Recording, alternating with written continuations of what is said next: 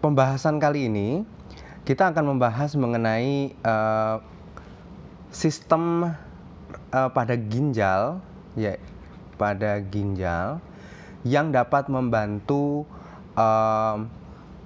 menstabilkan pH darah atau buffer yang akan terjadi di sini. Ini buffer pada ginjal ini juga akan berperan dalam jenis buffer karbonat utamanya. Jadi kalau kita review dibandingkan dengan yang kemarin dengan respiratory atau dengan paru-paru, respiratory itu akan menjaga pH fokus pada pengendalian konsentrasi CO2. Jadi pernafasan ya, respiratory rate gitu. Misalkan kita nafasnya lebih lambat, CO2-nya akan lebih tinggi, pH-nya lower. Kalau kita bernafas dengan lebih cepat, maka CO2-nya akan lower, makanya nanti pH-nya akan naik. Nah, kalau di sini pengendaliannya bukan dengan CO2, melainkan dengan ini, bikarbonat. Ini namanya bikarbonat. Bikarbonat ini akan dikendalikan di kadarnya akan dikendalikan lewat sel ginjal. Jadi ini kita bayangkan ini adalah ginjal, kemudian ini adalah pembuluh darah yang di sekitar ginjalnya. Nah, yang terjadi di sini sangat unik sekali. Ada sebuah membran di sini. Membran ini tidak bisa ditembus oleh bikarbonat. Bikarbonat nggak bisa langsung ke sana. Jadi bikarbonat itu tidak bisa langsung kemudian diabsorb lagi oleh pembuluh darah kita. Tetapi sel yang ini namanya tubul sel, proximal tubul sel ini dia sendiri pun bisa memproduksi CO2 di dalamnya. Sehingga jika nanti dibutuhkan, CO2 ini baru kemudian bisa dikirim ke darah.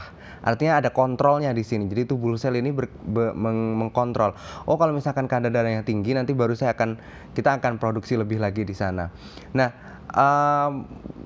karena tadi itu yang di bagian sebelah sini ini tidak bisa ditembus oleh HCO3, maka ketika nanti darah kita rendah dalam kadar bikarbonat, artinya kalau kadar bikarbonat yang rendah kan reaksi akan bergeser ke arah kanan, berarti ini dia nanti akan cenderung pH-nya, karena ini adalah basa ya, berarti pH-nya nanti akan naik.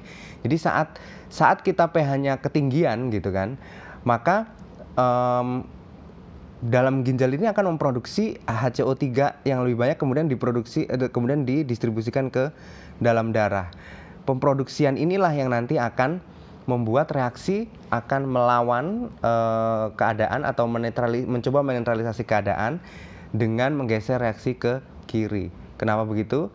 Ya karena nanti HCO3-nya akan meningkat hasil dari ginjalnya tadi itu.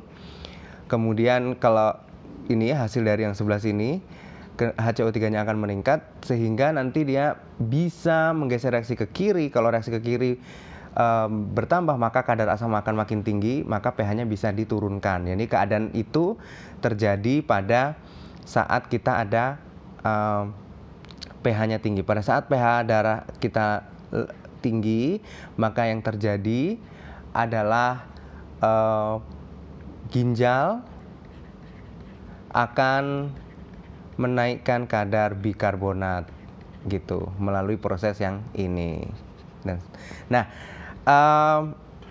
banyak sekali keadaan-keadaan yang menyebabkan seseorang itu memiliki kadar HCO3 yang rendah di darah sehingga perlu ditambah oleh ginjal seperti ini. Ya, itu biasanya terkait dengan penyakit, metabolisme dan sebagainya, mengakibatkan kadar HCO3 mereka rendah sehingga perlu diberikan suntikan HCO3 dari ginjal. Nah, yang perlu dipahami bahwa memang benar respiratory system dan ginjal dua-duanya dapat menjaga kadar pH kita. Namun yang perlu kita ketahui bahwa untuk respiratory system, itu mekanismenya dia biasanya cepat. Sedangkan untuk ginjal itu mekanismenya lebih lambat. Ini kalau respirator itu bisa untuk mengendalikan pH darah dia bisa hitungan menit begitu. Kalau ini bisa hitungan jam bahkan hari. Oke, jam atau bahkan hari. Nah, Tetapi ginjal ini dapat mengendalikan pH walaupun dia lebih lama, tetapi dia tetap cukup efektif untuk keadaan-keadaan yang disebabkan oleh penyakit-penyakit tertentu. Dia bisa membantu untuk mengirimkan kembali, menaikkan kembali HCO3 yang tadi itu. Nah, kalau misalkan HCO3-nya kelebihan di sini di darah, maka ketika HCO3 kelebihan di darah, maka dia akan dikirimkan ke sini. HCO3-nya akan dikirimkan ke sini. Nah, karena HCO3-nya itu tidak bisa masuk ke darah, ke sana, ke darah lagi dengan dengan sekonyong-konyong gitu, karena ini HCO3 tidak bisa ke sini langsung. Dia tidak bisa menyeberangi ini. Maka HCO3-nya akan disimpan saja atau dikonserv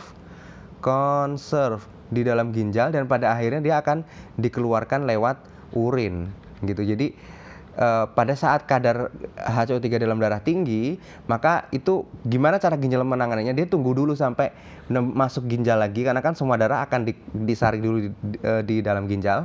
Maka nanti dia nggak akan bisa masuk lagi ke peredaran darah kalau misalkan dia tidak bisa langsung. Yang bisa langsung ke peredaran darah itu adalah yang diproduksi oleh proximal tubule ini tadi ya.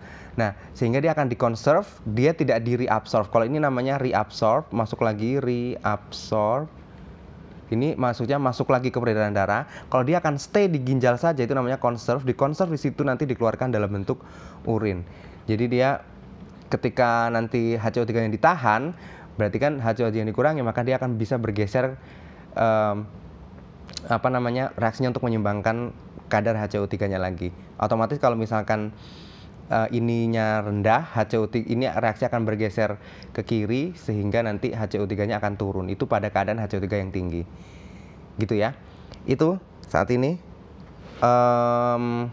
tentang sistem buffer dalam tubuh kita. Terima kasih.